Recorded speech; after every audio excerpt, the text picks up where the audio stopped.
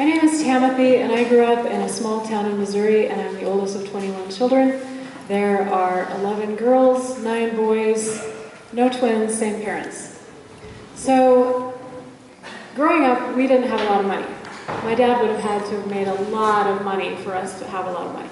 So, we didn't have a lot of money, and I was aware that we were poor and that we didn't have a lot of things. But I was also aware that we had a lot of things. I was rich in siblings.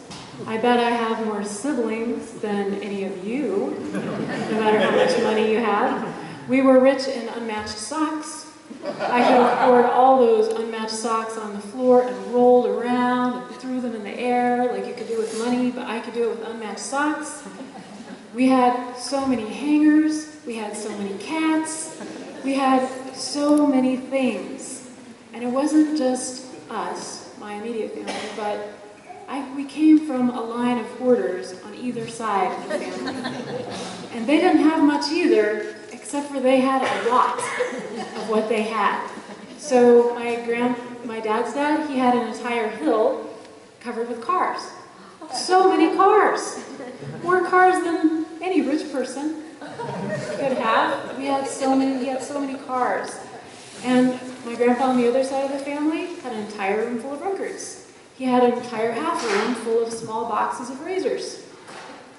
Electric razors, all in their new boxes.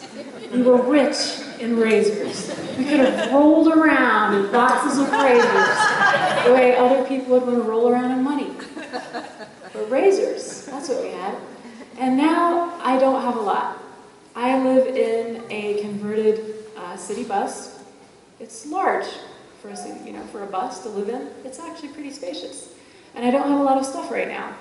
And I feel that sometimes. I'll feel like I don't have very much right now. But there have been times in my life where I had more strawberries than I could possibly eat.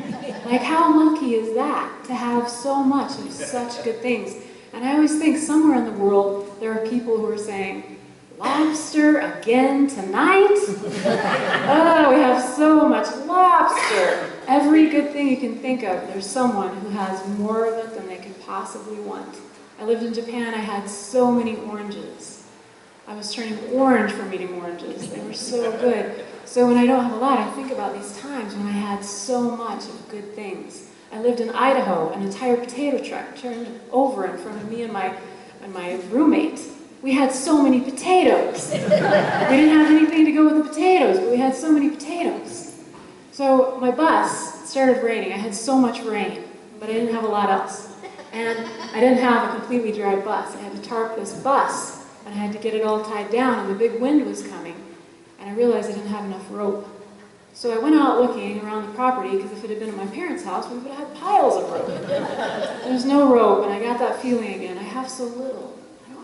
I don't have stuff. I was walking along thinking this, and I saw this piece of orange sticking up out of the ground, this frayed piece of orange, and I grabbed it and pulled it out, and it was a piece of orange twine, like plastic twine. And I was like, hey, that's pretty lucky. So I started walking, and I saw another piece of orange frayed twine sticking out of the ground. I thought maybe it's just the end, but I pulled it, and it pulled out of the ground.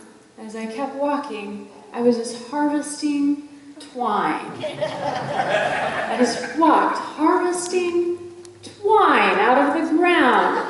I had so much twine. Exactly the thing that I needed.